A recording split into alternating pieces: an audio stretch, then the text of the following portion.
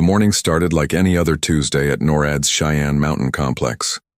Lieutenant Colonel Jake Martinez sipped his coffee while watching the endless stream of data flowing across his screens. Satellites tracked space debris, monitored weather patterns, and kept watch for any unusual activity in the solar system. For 15 years, Jake had performed this duty without anything more exciting than a stray asteroid or solar flare. That changed at 09:47 Mountain Time. The deep space sensors began picking up something massive moving toward Earth. At first, Jake thought it was a computer error.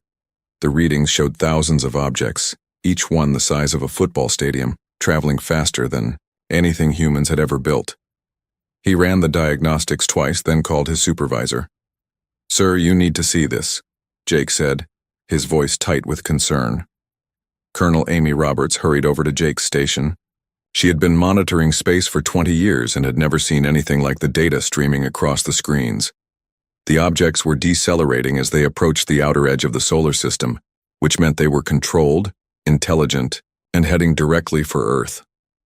"How many?" Amy asked, though she already feared the answer. "Computer estimates 50,000 individual craft, sir. They'll reach Earth orbit in 6 hours. Amy felt her stomach drop. She immediately picked up her secure phone and called the Pentagon. Within minutes, the call was transferred to Defense Secretary Tom Bradley, who was having lunch with President Lisa Murphy in the White House. The president listened in silence as Tom explained the situation. 50,000 unknown spacecraft approaching Earth. No communication attempts from the visitors, no indication of peaceful intentions. The largest military force in human history wouldn't even be a fraction of what was heading toward their planet. "How long do we have?"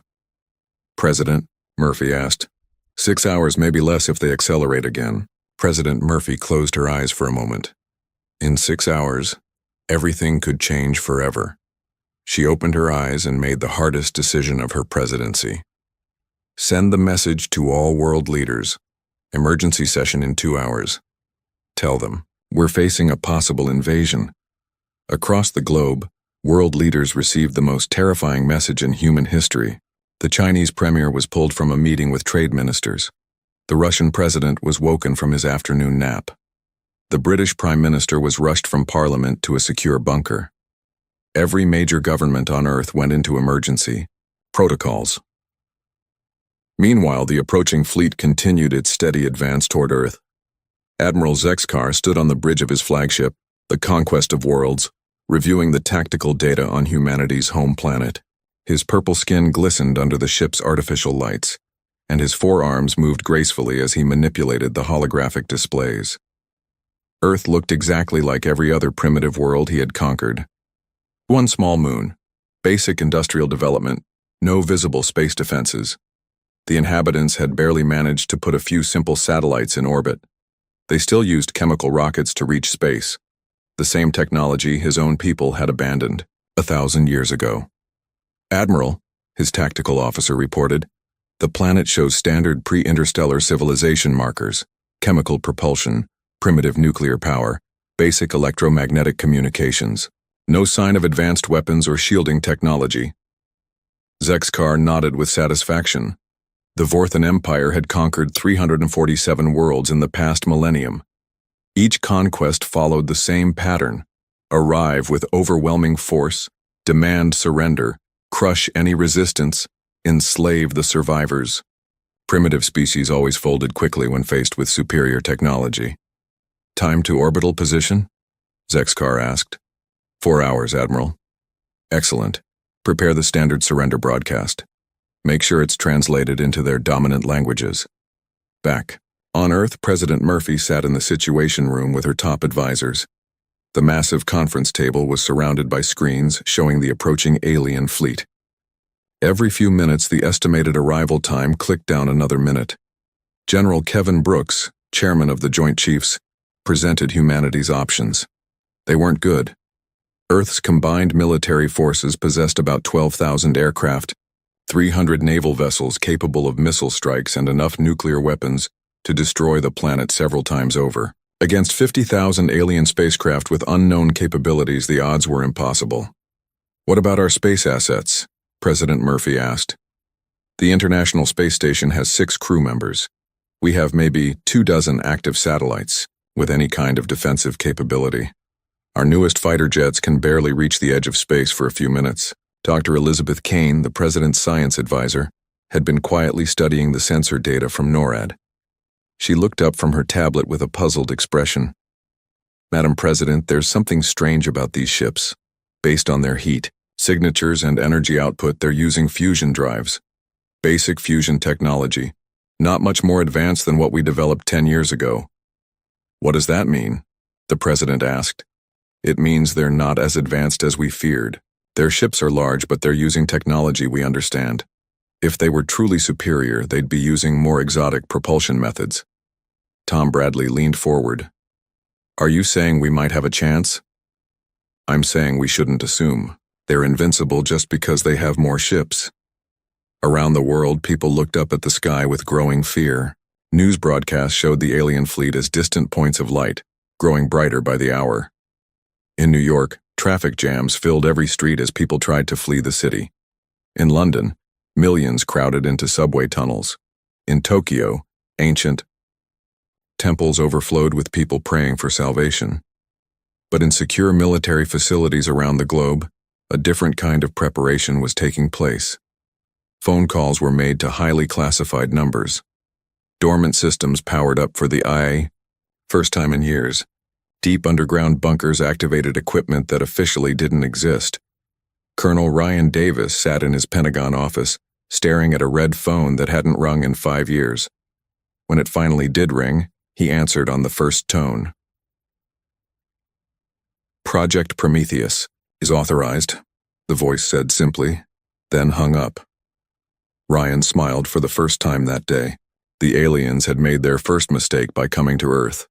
They were about to make their last mistake by underestimating humanity. As the alien fleet entered the outer solar system, Admiral Zexkar prepared his victory speech. In a few hours, Earth would join the long list of worlds that had fallen before the Vorthon Empire's might. He had no idea that he was flying his entire fleet into the greatest military trap in galactic history. The alien fleet arrived exactly when predicted.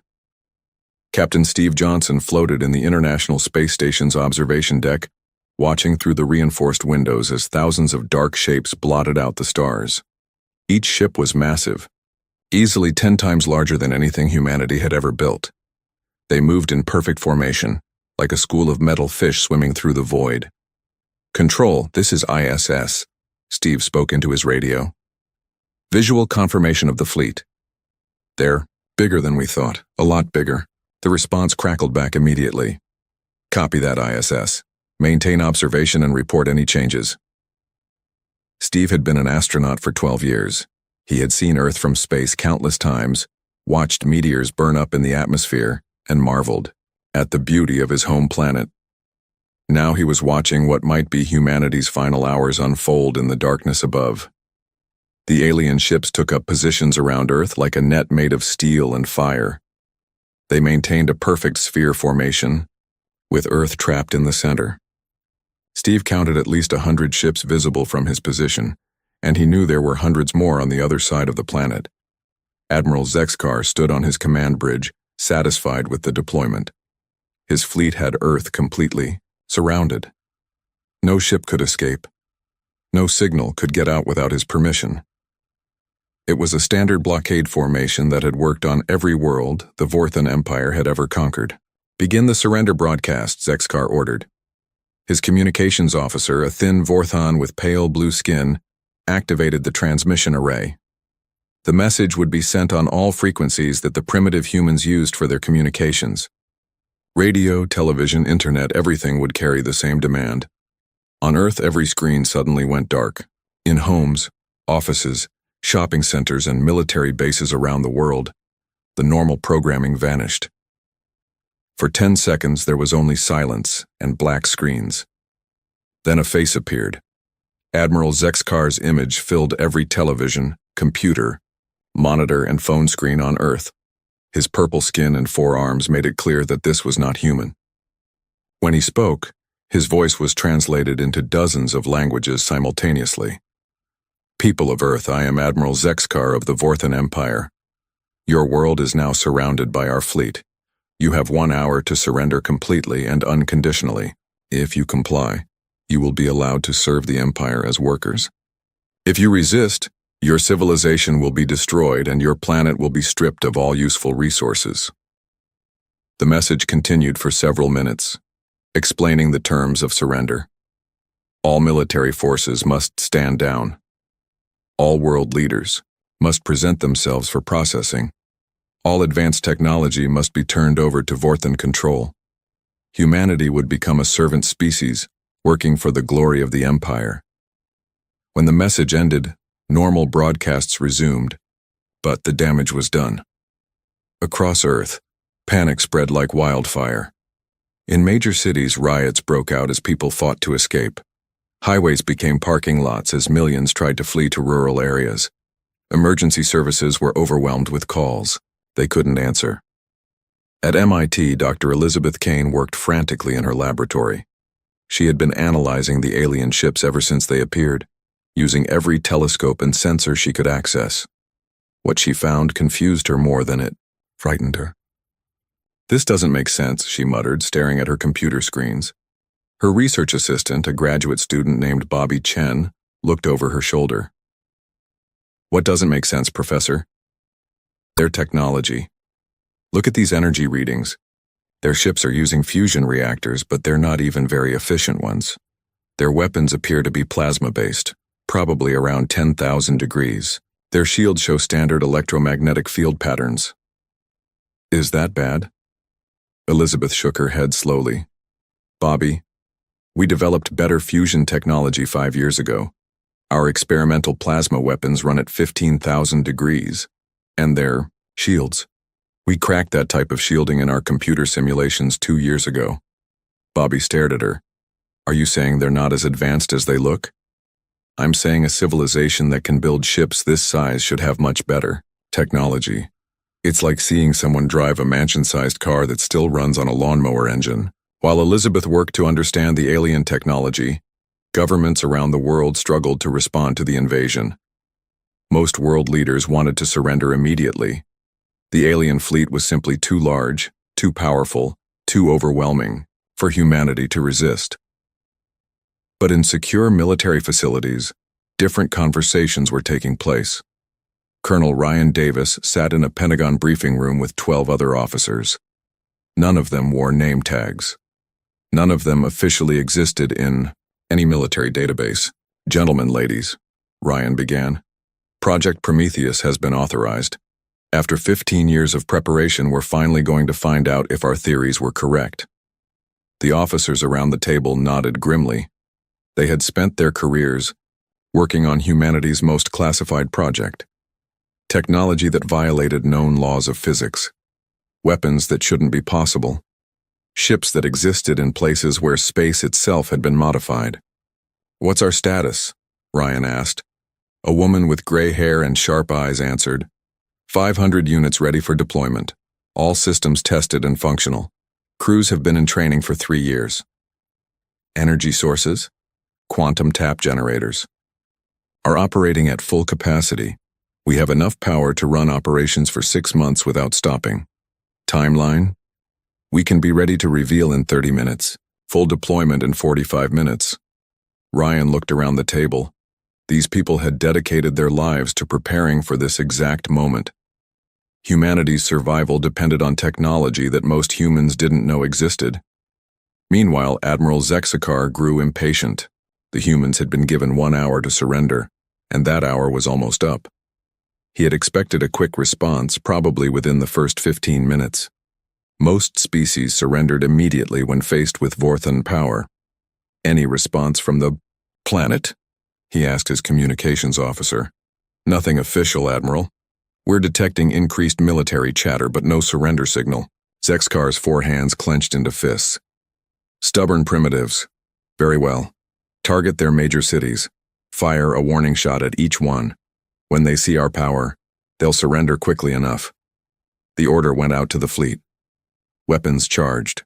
Across 50,000 ships, plasma cannons that could level mountains swiveled toward Earth's major population centers.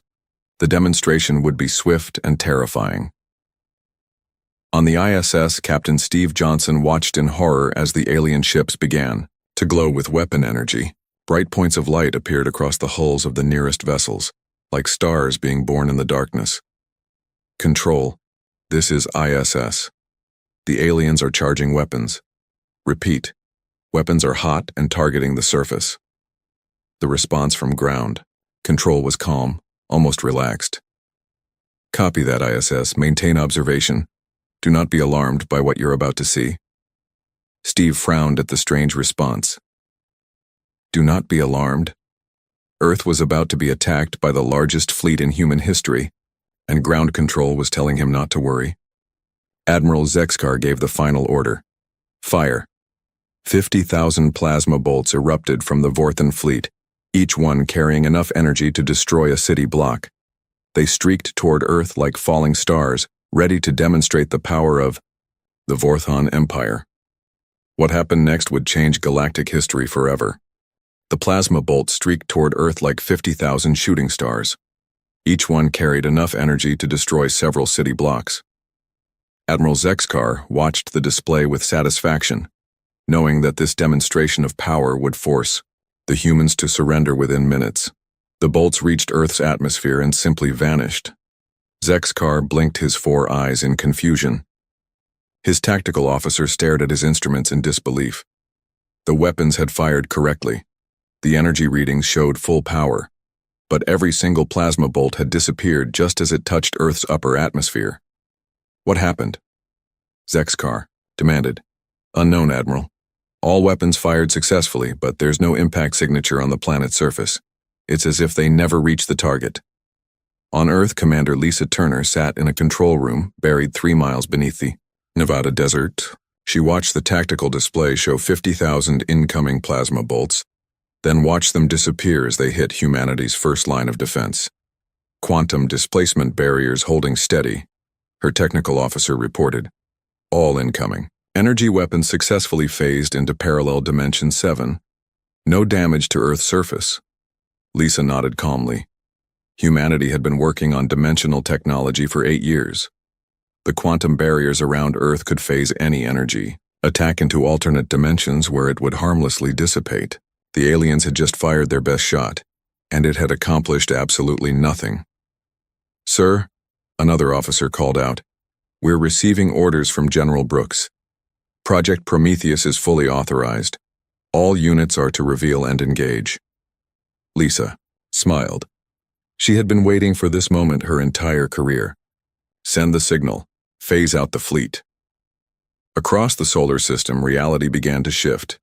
In spaces where nothing had existed moments before, massive ships began to appear. They didn't fly into position like normal spacecraft. They simply materialized, as if they had always been there but had chosen to become visible.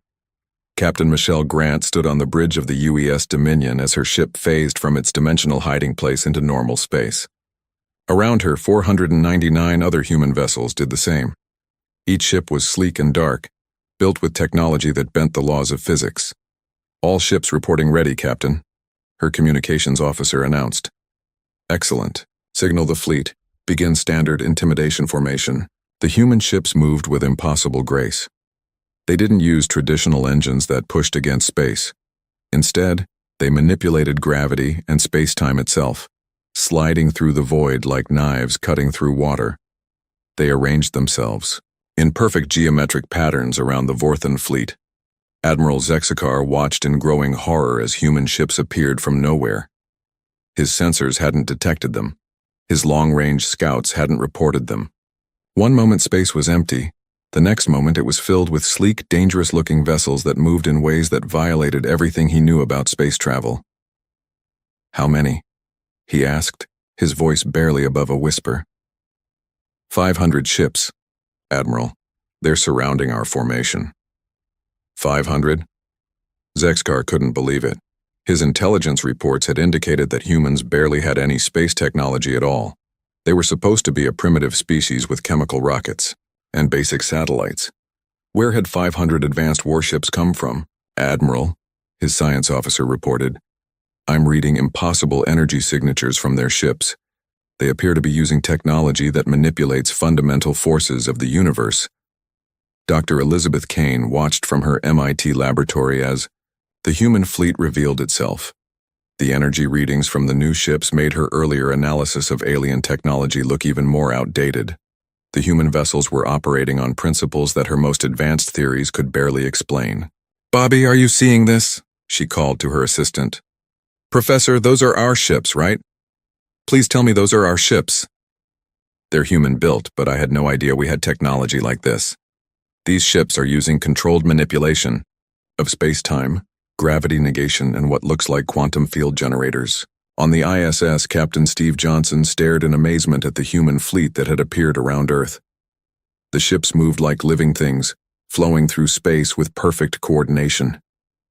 They made the alien vessels look clumsy and primitive. By comparison, "Control, this is ISS. Are those our ships? Please confirm those are friendly forces." "Confirmed, ISS. Those are United Earth ships. Stand by for demonstration of capabilities." President Lisa Murphy sat in the White House Situation Room, watching the tactical display with amazement. She had authorized Project Prometheus based on classified reports, but she had never seen the actual ships in action. They were beautiful and terrifying at the same time. "General Brooks," she said, "I want to know exactly what we're about to do to those aliens." General Kevin Brooks consulted his tablet. "Madam President, our ships are equipped with technology that the aliens cannot understand or defend against. We're going to demonstrate why attacking Earth was the worst mistake their empire ever made." Admiral Zexkar tried to maintain control as his fleet found itself completely surrounded. The human ships were smaller than his vessels, but they moved with a precision and speed that his own fleet couldn't match.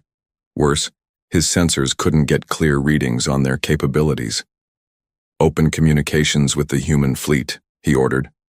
"Sir, they're already transmitting to us." The main screen on Zexkar's bridge activated, showing the face of a human female. Captain Michelle Grant looked directly at the alien admiral with calm, confident eyes. "Admiral Zexkar of the Vorthon Empire," she said, her voice carrying clearly across space. "I am Captain Grant of the United Earth Space Force. You have threatened our world and demanded our surrender. We decline." Zexkar's 4 hands gripped his command chair. "Human, you are outnumbered 100 to 1. Surrender now and your deaths will be quick." Captain Grant smiled, and it was not a pleasant expression. "Admiral, you've made 2 critical errors. First, you assume that numbers matter when technology is vastly superior. Second, you assume that what you see is all we have." "What do you mean?" "I mean that our 500 ships are just the ones we decided to show you. Each of our vessels is equipped with weapons and defenses that your empire cannot comprehend. We've been watching your expansion across the galaxy for 50 years, studying your technology, preparing for this moment." Zexkar felt fear creeping into his heart. "Impossible. Our intelligence reports showed that humans are primitive. Your intelligence reports showed you what we wanted you to see. We've been hiding our true capabilities, waiting for a threat large enough to justify revealing them. Congratulations, Admiral. Your empire has provided us with that threat, Muddy." Grant continued speaking as human ships moved into attack positions around the Vorthon fleet. "You have 2 options. You can surrender your fleet and return to your empire with a message, or you can discover why human beings are the most dangerous species in this galaxy." Admiral Zexkar looked at his tactical displays. His 50,000 ships were trapped in a sphere of human vessels that moved like they controlled the laws of physics themselves. His weapons had already proven useless against Earth's defenses. His choices were surrender or destruction. But the Vorthon Empire had never surrendered to anyone. They were the conquerors, the masters of the galaxy. They did not bow to primitive species from backwater worlds. "All ships," Zexkar announced across his fleet's communication network, "attack the human vessels. Show them the power of the Vorthon Empire." Captain Grant heard the alien transmission and shook her head sadly. "Admiral, you've just made your final mistake. All human ships, you are authorized to engage. Show them what Earth is capable of." The battle that followed would be remembered across the galaxy for 1,000 years, but it wouldn't be remembered as a battle. It would be remembered as a demonstration of what happened when an entire empire made the mistake of underestimating humanity. The timer on Admiral Zexkar's bridge read 14:32:05 when the Vorthon fleet opened fire on the human ships. It would read 14:36:42 when the battle ended. 4 minutes and 37 seconds was all the time it took for humanity to destroy the largest invasion force in galactic history. Captain Michelle Grant watched the alien plasma bolts streak toward her ship and felt almost sorry for them. The UES Dominion didn't dodge the incoming fire. It didn't need to. Her ship's probability drive simply ensured that every enemy shot missed while every human shot would hit its target. "Weapons officer," Captain Grant said calmly, "you may fire when ready."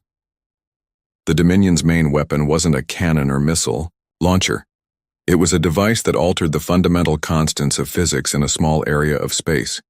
When it fired, the targeted alien ships simply stopped existing, not destroyed, not vaporized, but erased from reality as if they had never been built. 50 Vorthon ships vanished in the first second of combat. Captain Daniel Foster aboard the UES Victory took a different approach. His ship's temporal disruptor fired invisible beams that aged enemy vessels millions of years in seconds. Mighty warships that had conquered dozens of worlds suddenly became ancient scrap metal, falling apart from centuries of decay that happened in an instant. Another 100 alien ships crumbled to space dust. Commander Susan Bell commanded the UES Thunder, equipped with humanity's newest weapon system. Her gravity manipulators created miniature black holes that consumed entire squadrons of enemy vessels. The aliens fired their weapons desperately at the tiny dark spots, but their plasma bolts simply vanished into the gravitational wells, adding their energy to the growing singularities. 200 more alien ships were crushed into nothingness. Admiral Zexkar watched his fleet disappear with growing terror. His tactical displays showed ship after ship simply blinking out of existence. Some aged into scrap metal. Others were compressed into points of infinite density. Still others seemed to simply cease existing, as if the universe had forgotten they were ever there. "Return fire," he screamed at his weapons officers. "All ships, concentrate fire on individual human vessels." The Vorthon fleet tried to focus their attacks, but it was hopeless. Every plasma bolt, every particle beam, every exotic weapon in their arsenal either missed completely or had no effect at all. The human ships moved through the alien attacks like ghosts, untouchable and unstoppable.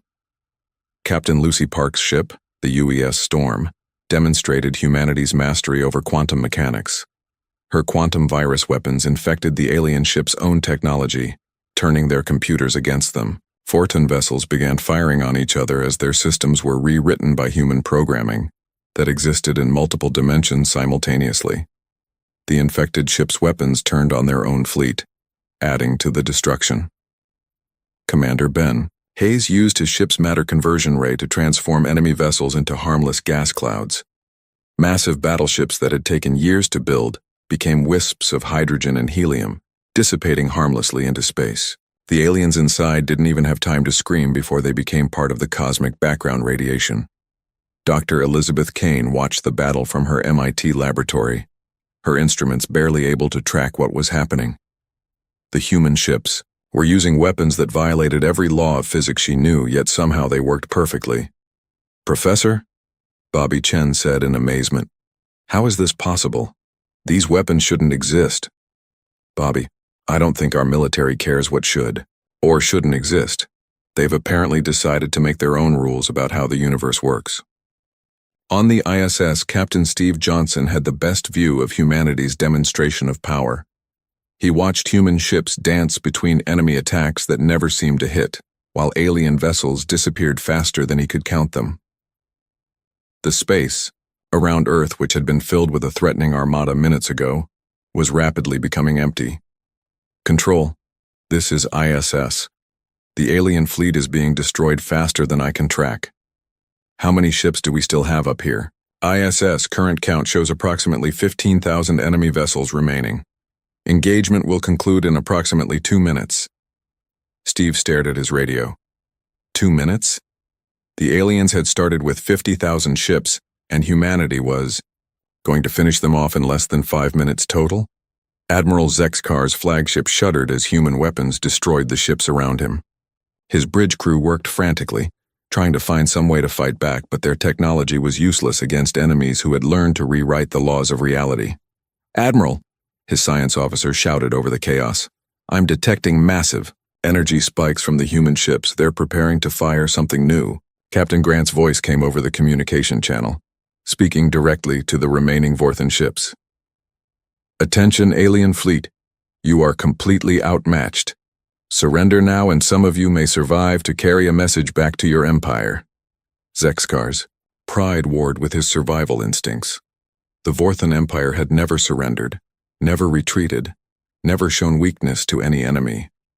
But he was watching his entire invasion force being casually destroyed by weapons that shouldn't exist. "Never," he broadcast back. "The Vorthan Empire bows to no one." Captain Grant sighed. "I was afraid you'd say that. All ships, deploy the dimensional shears.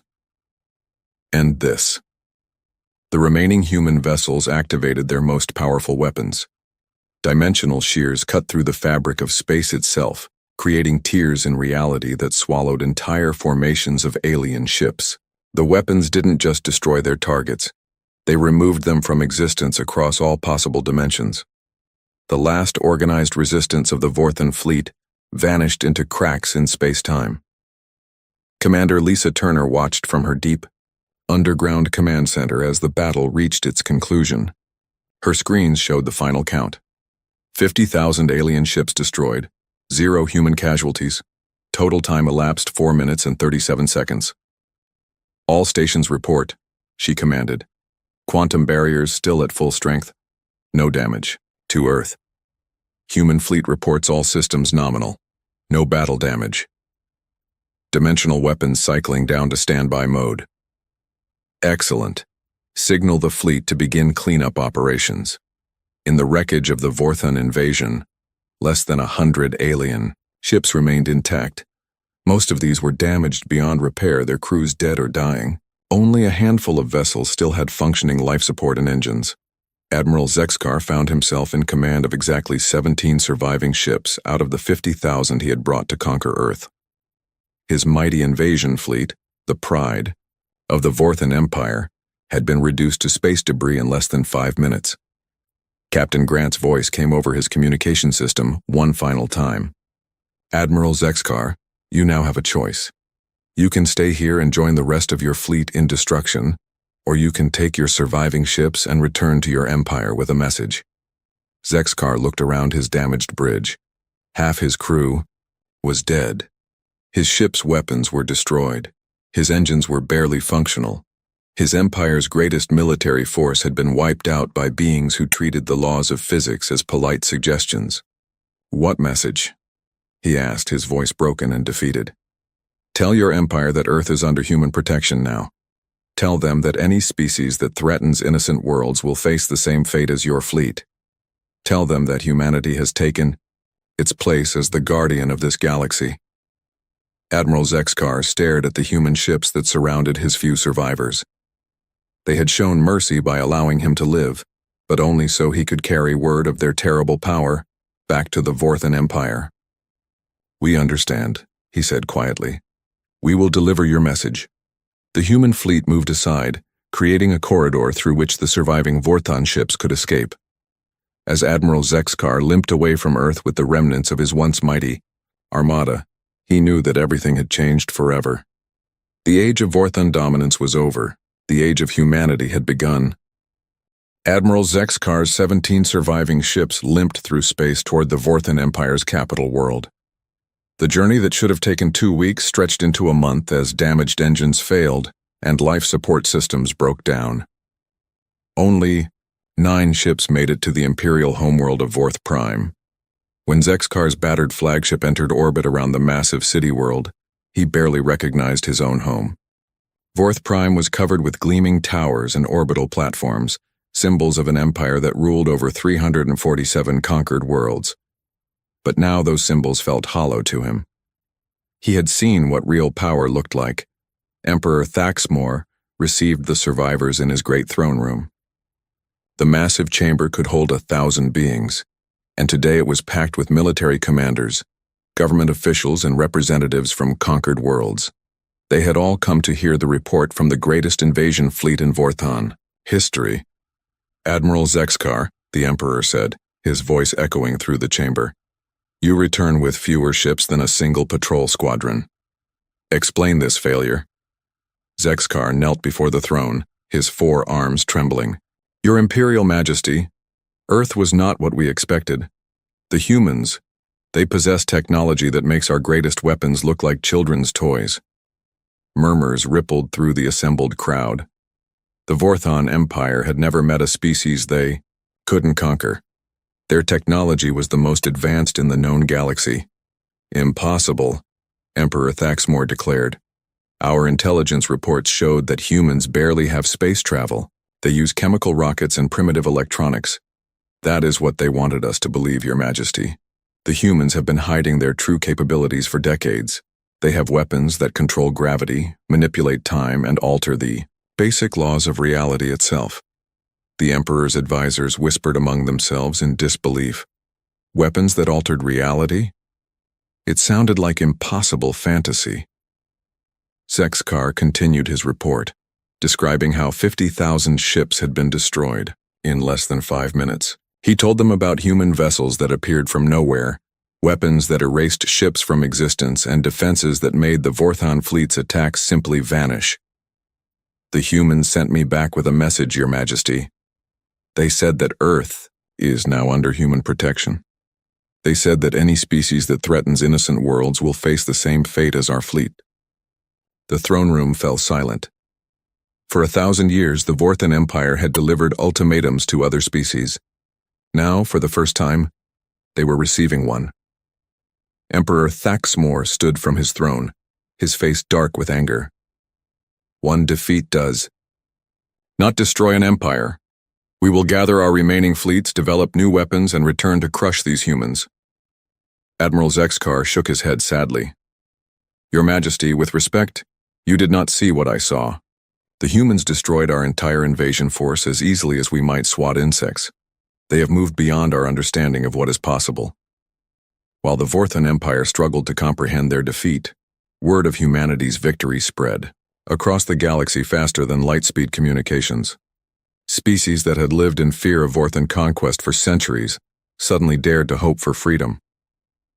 On the planet Zetha 4, a world conquered by the Vorthons 50 years ago, rebel leader Kala Ves gathered her followers in secret caves beneath the capital city. She had just received an encrypted message from sympathizers in the Imperial fleet. Friends, she announced to the assembled rebels, the impossible has happened. The Vorthon invasion of Earth has been completely destroyed. 50,000 ships, gone in minutes. The rebels stared at her in disbelief. The largest military force in galactic history, destroyed by a single world. Who did this? Asked her lieutenant, a scarred veteran of many failed uprisings. Humans, a species no one had heard of until yesterday. They have technology that makes the Vorthon Empire look primitive. Across the galaxy, similar conversations were taking place. On conquered worlds, oppressed peoples whispered about the species that had done the impossible. In independent systems, governments debated whether to make contact with these mysterious humans. In the great trading stations that connected distant worlds, merchants carried stories of Earth's victory to every corner of space. Dr. Andrew Ross stood before the United Nations General Assembly in New York, looking out at representatives from every nation on Earth. 3 days ago, he had been a professor of xenobiology. Today, he was humanity's first Secretary of Alien Affairs. Ladies and gentlemen, he began, the events of the past week have changed everything. Humanity is no longer alone in the universe, and we are no longer hiding from galactic civilization. The assembled diplomats listened in rapt attention as Dr. Ross explained humanity's secret history. For 50 years, Earth's governments had known about the galactic community. They had watched alien civilizations rise and fall, studied their technologies, and prepared for the day when contact would be inevitable. Project Prometheus was our insurance policy. Dr. Ross continued. We knew that eventually, some aggressive empire would notice Earth and decide to conquer us. We spent decades developing defensive and offensive capabilities that would ensure our survival. President Lisa Murphy took the podium next. She had been president for only 2 years, but she would be remembered as the leader who revealed humanity's true place in the galaxy. My fellow humans, she said, we now face a choice. We can return to hiding, pretending to be a primitive species while the galaxy burns around us. Or we can accept our responsibility as the most technologically advanced civilization in known space. She paused, looking around the assembly hall. I believe we have a moral obligation to use our capabilities to protect those who cannot protect themselves. Too many worlds have suffered under the boot of aggressive empires. Too many species have been enslaved or destroyed by those who mistake strength for right. The president's words were broadcast to every nation on Earth and transmitted to human colonies throughout the solar system. Humanity was being asked to become the galaxy's protector, to step out of the shadows and take responsibility for maintaining peace among the stars. Captain Helen Parker received her orders while her ship, the U.S. ambassador, waited in Earth orbit. She was to lead humanity's first official diplomatic mission to the galactic capital at Nexus Station, a massive space city that served as neutral ground for interstellar negotiations. Captain, her communications officer reported, we are receiving transmission requests from dozens of species. Everyone wants to meet with human representatives. Helen nodded. The galaxy had taken notice of Earth's demonstration of power. Now they wanted to know what humanity intended to do with that power. The U.S. ambassador departed Earth with a simple mission: deliver humanity's message to the galactic community. Earth was no longer hiding. Humanity would take its place among the stars as a protector of freedom and peace. Any species that threatened innocent worlds would face the same fate as the Vorthon invasion fleet. Emperor Thaxmor watched from his palace as reports flooded in from across the Empire. Conquered, worlds were declaring independence. Imperial fleets were deserting rather than face potential human retaliation.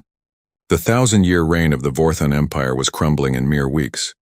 His advisors brought him intelligence reports about human capabilities, but each report only made the situation seem more hopeless. The humans had technology that manipulated fundamental forces of physics. They had weapons that could destroy planets, defenses that could protect entire star systems, and ships that moved through dimensions beyond normal space. Your Majesty, his chief advisor said quietly, perhaps it is time to consider accommodation with this new power. The Emperor stared out at his capital city, watching as protests erupted in the streets below. His empire was falling apart, and there was nothing he could do to stop it.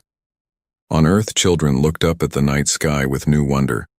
The stars were no longer distant points of light, but destinations where humans would travel as protectors and explorers. Teachers rewrote history books to include humanity's secret technological development. Scientists published papers about dimensional physics and reality manipulation that had been classified for decades. The age of hiding was over. The age of humanity had begun. Admiral Zexkar sat in his quarters on Vorth Prime, writing his final report. He had decided to retire from military service, unable to face the thought of commanding ships again after witnessing their complete inadequacy. His report would become required reading in military academies across the galaxy, a cautionary tale about the dangers of underestimating an unknown enemy. But more than that, it would serve as a reminder that the universe had changed forever. Somewhere among the stars, humans were building a new kind of galactic civilization, one where aggressive empires would no longer be tolerated, and where the strong would protect the weak instead of conquering them. The galaxy would never be the same again. They sent humans to a Class 0 death world. It didn't go as they expected. Dort 1. The massive council chamber fell silent as Commander Lisa Warren stepped forward. Her black uniform stood out among the colorful robes and varied body shapes of the alien representatives. Hundreds of eyes from dozens of species watched her. Some blinked with multiple eyelids. Others extended on stalks for a better view. Lisa kept her face calm. Inside, she felt a mix of pride and amusement. These aliens thought they were sending her team on a suicide mission. They had no idea what humans were truly capable of. Commander Warren, said Ambassador Zix Toril, his blue skin shimmering under the lights. His voice translator made his words sound flat and mechanical. Your species has volunteered for a task that has claimed 17 previous expeditions. Are you certain you wish to proceed? Lisa nodded. My team and I are ready, Ambassador. The massive viewing screen behind the council table lit up with images of planet GX-591, rocky mountains with sharp peaks, oceans that looked like they were boiling, storms that could tear apart metal ships, lightning that never stopped. The council members shifted uncomfortably in their seats as they looked at the images. GX-591 is classified as a Class 0 death world, continued the ambassador, his eye stalks twisted with concern. No sentient species has ever established a permanent settlement there. The atmospheric conditions alone have killed most explorers within days. From her position behind Lisa, Dr. Olivia Grant coughed quietly to hide her laugh. The aliens had no idea that Earth itself was actually a Class 0 world. Humans had simply never corrected their new galactic friends when they assumed Earth was only a Class 2. We understand the risks, Lisa said. Humans evolved in extreme conditions. We believe we are uniquely adapted for this mission. A representative from the Volrak species leaned forward, his armored plates clicking together. Your confidence is admirable, Commander, but perhaps misplaced. The daily temperature swings on GX-591 range from 130 degrees to -40. The gravity is 1.3 times what your species evolved in. The atmosphere contains elements toxic to most carbon-based life forms. Lisa smiled. Sounds like a typical year in Minnesota, just a bit warmer. The joke was lost on the aliens, who looked at each other in confusion. Your team will consist of 5 members? Asked the Volrak's representative. Yes. Myself, Dr. Olivia Grant, our medical officer, Sergeant Maria Rodriguez, security expert, Jack Miller, environmental engineer, Dr. Alan Hayes, xenobiologist, and Kyle Peters, our communications specialist. The council members studied the human team. To them, the 5 humans looked nearly identical, all with the same basic body, shape, all relatively tall and lean compared to most council species. The aliens couldn't see the diverse skills and backgrounds that made each team member special. The mission parameters are simple, said Ambassador Zix Toril.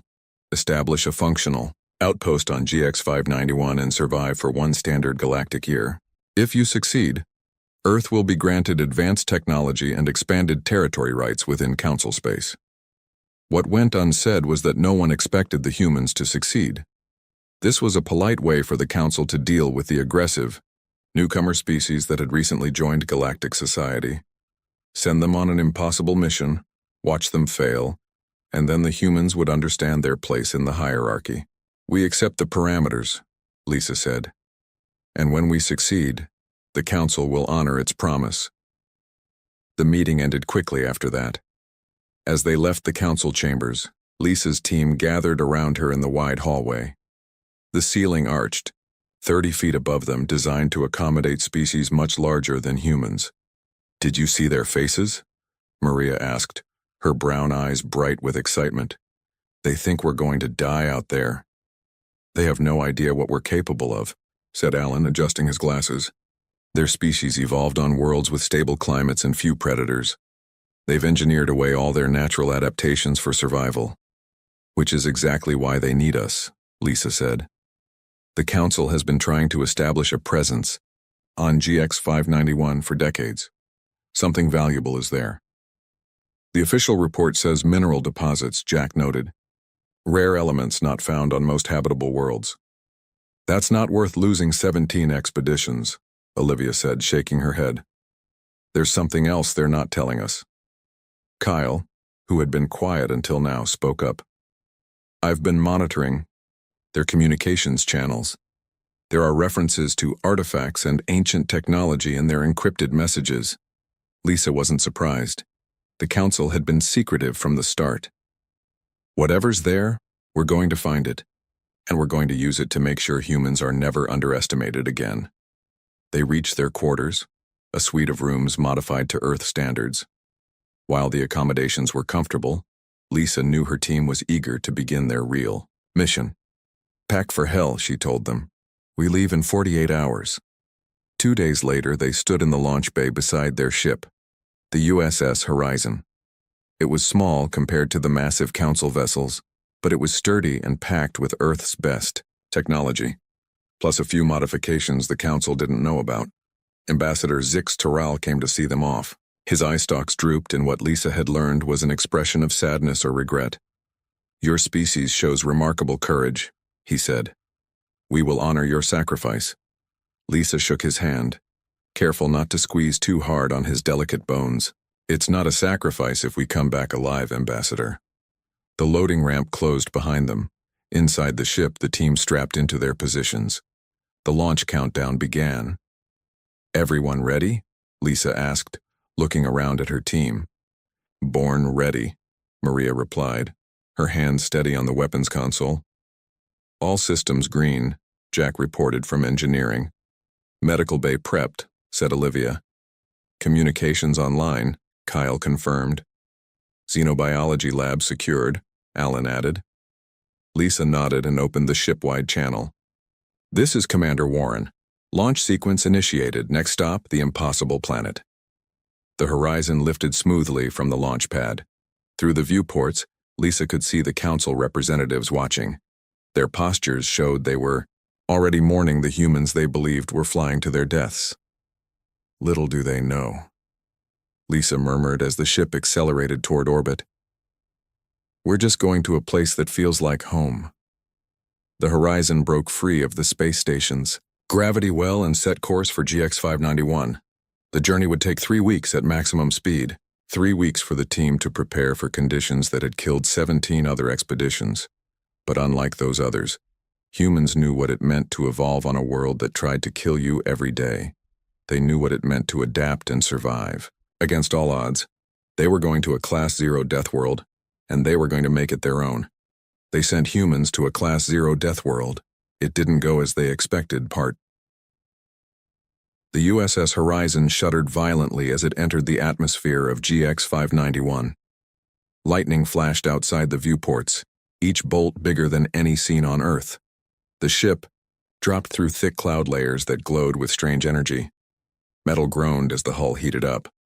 "This is some welcome party," Jack said from his station. His hands moved quickly over the controls, making small adjustments to keep them from burning up. Lisa gripped her command chair tightly. "Status report. Hull temperature rising but still within safe limits," Jack replied. "Atmospheric thrusters at maximum. Sensors show winds at 180 miles per hour," Olivia added. "Atmospheric composition is similar to Earth during the Jurassic period. Oxygen levels at 30%. "That's going to make things interesting," Alan said. "Higher oxygen means more energy in our bodies, but also more intense fires if we're not careful." The ship broke through the cloud layer. Below them spread a landscape that looked both alien and strangely familiar. Jagged mountains with sharp peaks rose from vast plains. In the distance, a dark ocean churned with massive waves.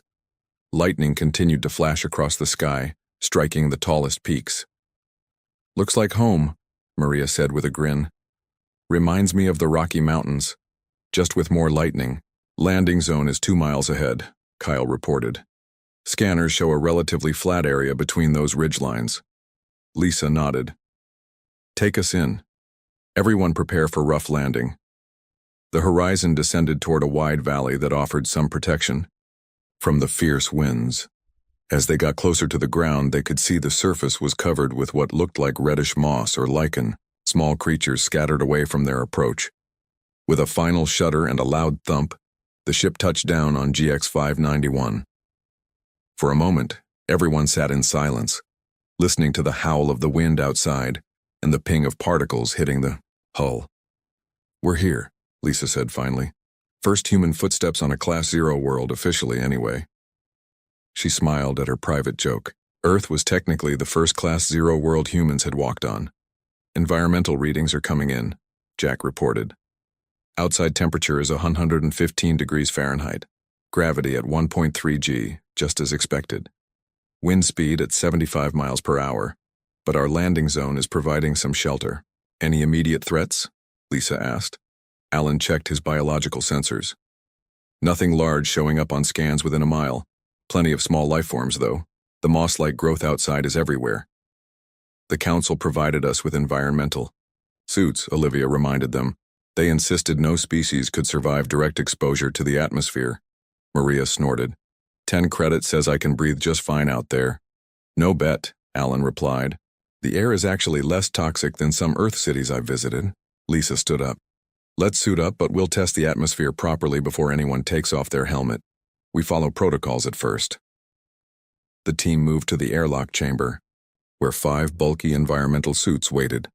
The suits were top council technology, designed to protect against extreme temperatures, toxic air, and high radiation. They looked impressive but felt clumsy to the humans. These things will slow us down, Maria complained as she struggled into hers. Just wear it for the first outing, Lisa ordered. We'll run our own tests, then decide what equipment actually makes sense. Once suited up, they gathered at the airlock. A camera drone hovered nearby, ready to transmit their first steps back to the council. Lisa knew there would be hundreds of alien scientists watching, all expecting to see the humans struggle or die. Communications check, Kyle said. Everyone reading me clearly. The team confirmed their comms were working. Lisa took a deep breath. Open the airlock, she commanded. With a hiss, the outer door slid open. Immediately, a blast of hot air rushed in, carrying red dust particles that swirled around them. The roar of the wind was loud even through their helmets. Lisa stepped out first, her boots sinking slightly into the reddish ground. The gravity pulled at her body, making each step require more effort than on Earth. But it wasn't unbearable. In fact, it felt similar to wearing a heavy backpack during training. First step on GX591, she said for the benefit of their audience. Surface is stable. Movement is possible but requires extra effort due to gravity. The rest of the team followed her out. They spread out slightly, each examining different aspects of their landing site. Temperature readings inside my suit are climbing, Jack reported. These suits aren't as efficient as they claimed. Alan was already collecting samples of the red moss. This is incredible. This organism has adapted to constant lightning strikes by developing a way to channel electricity through its structure. Maria walked a short distance away, testing the terrain. Ground feels solid enough to build on. Those ridges will provide good protection from the worst storms. Olivia monitored their vital signs. Everyone's heart rate is elevated, but that's expected with the higher gravity and oxygen levels. Lisa looked up at the sky. Dark clouds raced overhead, occasionally splitting open with lightning. In the distance, she could see what looked like a permanent storm system, spinning like a hurricane that never ended. Kyle, what are you picking up on communications? She asked. Nothing artificial, he replied. But there's a lot of electromagnetic activity. The planet itself seems to be generating signals. Lisa nodded. It was time for their first test. She reached up and carefully unsealed her helmet. The team watched her closely. Commander, Olivia warned, the council data says the atmosphere contains toxic levels of sulfur compounds. Let's find out, Lisa replied. She lifted the helmet off. The hot air hit her face immediately. It smelled strongly of ozone and something like rotten eggs, but it wasn't overwhelming. She took a careful breath, then another. Air is breathable, she announced. Smells like a volcanic area on Earth, but nothing we can't handle. One by one, the others removed their helmets too. Maria grinned as she took a deep breath. Smells like New Jersey on a bad day, she joked, but I've breathed worse. They knew the council observers would be shocked. No other species had been able to breathe the air of GX591 without filtration. Let's set up the basic shelter, Lisa ordered. We need to establish our position before nightfall. Temperatures will drop quickly once the sun sets. As they worked to unload equipment from the ship, a distant roar echoed across the valley. Everyone paused, looking toward the sound. What was that? Kyle asked. Alan checked his scanner. Large life form, about 3 miles away and moving in this direction. Very large. Maria reached for her weapon. Sounds like we're about to meet the locals. Lisa smiled. This was what humans did best, adapt and survive. Whatever was coming their way, they would be ready. Welcome to day one on our new home, she said. Let's show the council what humans can really do. They sent humans to a Class 0 death world. It didn't go as they expected. Part 3 1 week had passed since the humans landed on GX 591. The Galactic Council monitoring team watched in stunned silence as new data came in from the planet's surface. The main viewing screen showed Lisa's team working outside their base camp, without environmental suits, wearing only light protective clothing. "This is impossible," said the Valexian observer, his scales changing color with agitation. "The atmosphere alone should have poisoned them by now. Yet they thrive." Ambassador Zix Toral replied quietly. "They have already established a perimeter and built structures from local materials." On GX 591, morning sunlight streamed through the transparent roof panels of the main shelter.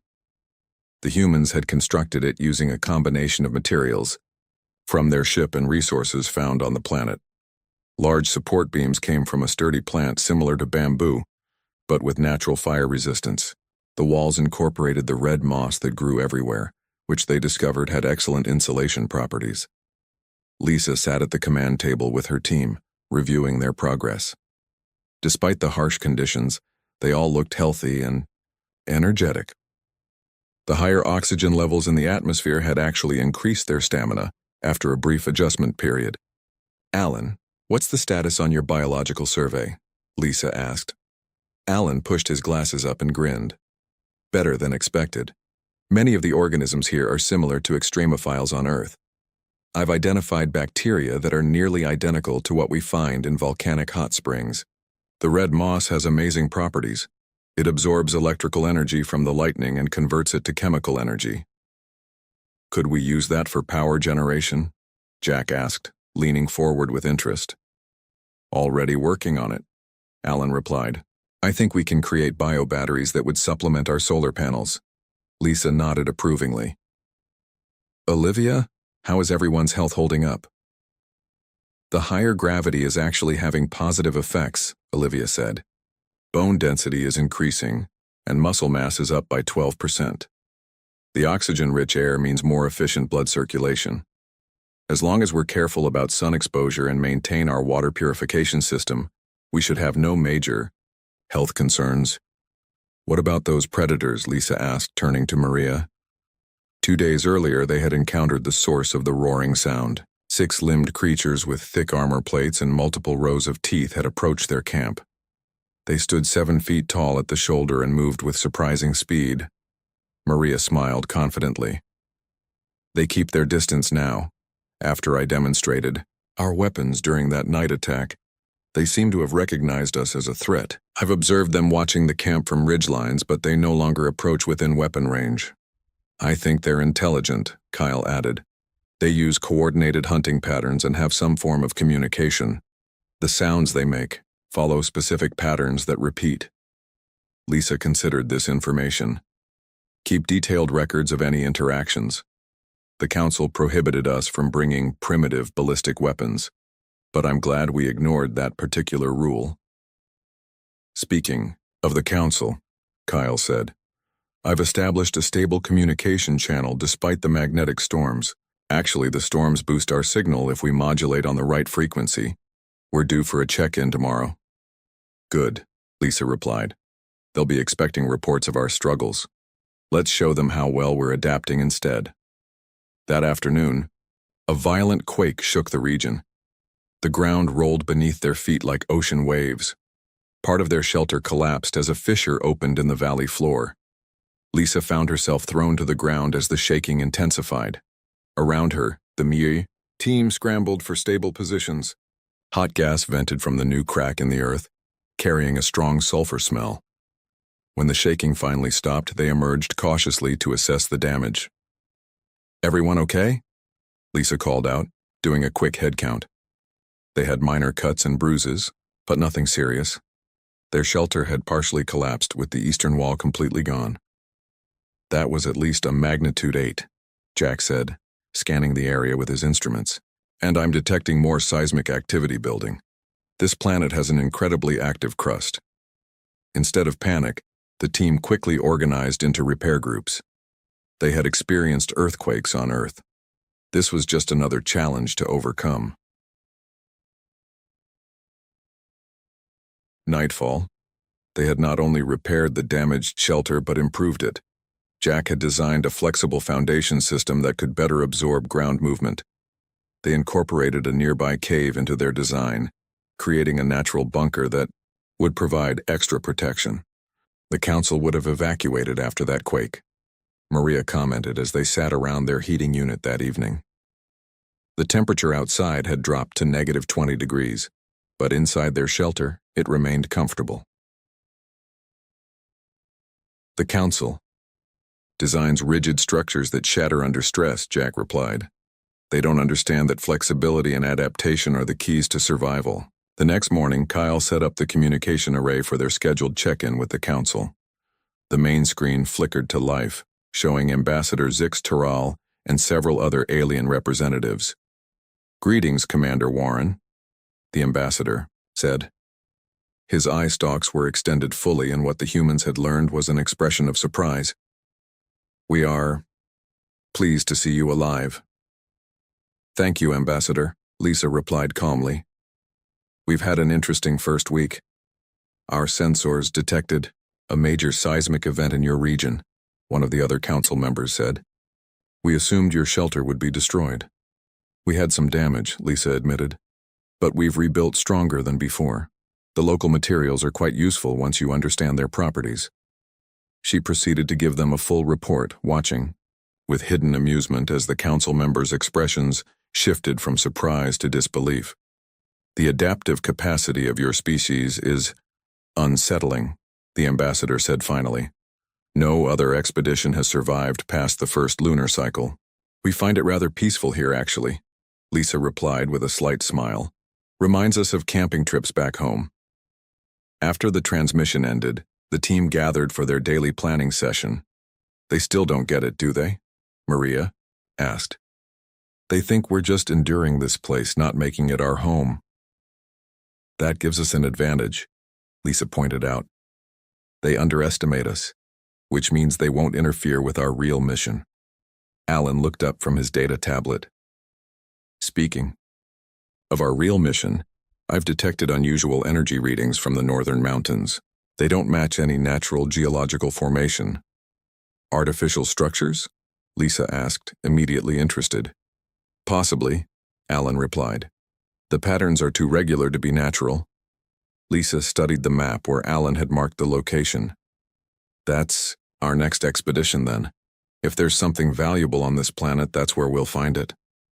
"The council said no other species has established a permanent presence here," Jack said thoughtfully. "But they didn't say no one has ever been here." Lisa nodded. "Exactly. Tomorrow we prepare for a journey north. Let's find out what secrets this uninhabitable planet is hiding." Outside their shelter, another lightning storm began. The team watched through the transparent roof as electricity danced across the sky. What the council viewed as deadly hazards, the humans saw as natural wonders. Where other species had failed, humans would thrive. The Class 0 death world was turning out to be exactly what they had trained for all their lives. They sent humans to a Class 0 death world. It didn't go as they expected. Part 4, the journey to the northern mountains, took 3 days. Lisa led the team across rugged terrain that would have broken most alien explorers. They traveled in a modified, ground vehicle they had assembled from parts of their landing craft. Jack had reinforced it to withstand the planet's harsh conditions. Temperature dropping fast, Olivia reported as they climbed higher into the mountains. Outside reading is now -30 degrees. Inside the vehicle, the humans were comfortable, in their thermal gear. What the council species would consider deadly cold, the humans recognized as similar to winter in northern Earth regions. "Energy readings are getting stronger," Alan said, watching his scanner. "Whatever is up there, it's putting out a lot of power." The path narrowed as they entered a steep canyon. Walls of dark rock rose on both sides, streaked with veins of glowing blue mineral. Lightning flashed overhead almost constantly, creating a strange, pulsing light. "Stop here," Lisa ordered as they reached a point where the canyon widened into a circular area. "We'll continue on foot." They exited the vehicle, each carrying specialized equipment. Maria took point, her weapon ready. The gravity seemed even stronger here, pulling at their bodies as they climbed a steep path that wound up the canyon wall. "Look at these rock formations," Jack said, pausing to examine the canyon wall. "They're too regular to be natural." Lisa touched the surface. What had appeared to be natural rock was actually a constructed material, weathered by centuries of storms. This whole canyon might be artificial. They continued climbing until they reached a large plateau. Before them stood an entrance cut into the mountainside. The opening was a perfect arch, 20 feet high and just as wide. Strange symbols were carved around its edge, still visible despite centuries of erosion. "Definitely not natural," Alan whispered, his voice filled with excitement. "These are ruins of an advanced civilization." Maria scanned the entrance with her tactical sensors. No signs of movement or life forms inside, but there's a steady energy signature coming from deep within. "Let's proceed carefully," Lisa decided. "Kyle, maintain communications with base camp. If we lose contact, the backup team should be ready to come find us." They activated their light sources and entered the mountain. The tunnel inside was smooth and straight, leading steadily downward. The walls were made of the same material as the canyon, a composite substance that felt like stone but had the strength of metal. After walking for nearly a mile downward, the tunnel opened into a vast underground chamber. Their lights couldn't reach the distant walls or ceiling. The air was still and surprisingly warm. "This is incredible," Alan breathed. An entire underground complex. Their lights revealed structures that resembled buildings, arranged in concentric circles around a central platform. The architecture was unlike anything in council records, all smooth curves and spiraling forms that seemed to flow like liquid frozen in time. "Spread out and search," Lisa ordered. "Stay in pairs and maintain contact." Alan and Olivia moved toward what appeared to be a research facility. Jack and Maria explored structures that might